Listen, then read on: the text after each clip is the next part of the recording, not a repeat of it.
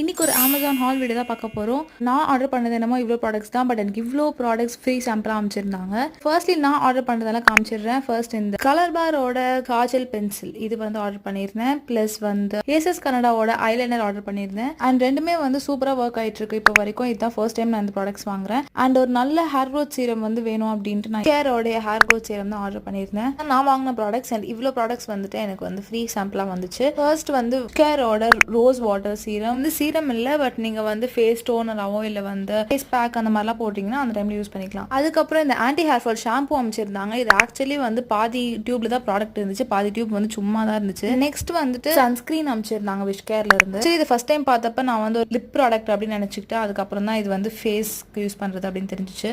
Finally இந்த ரெஃபிலோடைய oil cleanser, இந்த cleanser எனக்கு ரொம்ப பிடிச்சிருந்துச்சு. வந்ததுலேயே ரொம்ப ஃபேவரட்டான ஒரு ப்ராடக்ட் இது. அண்ட் ஃபைனலி இந்த ஃபேஷியல் ரேசஸும் வாங்கிக்கிட்டேன். அவ்வளோதான். see you guys in the next vlog.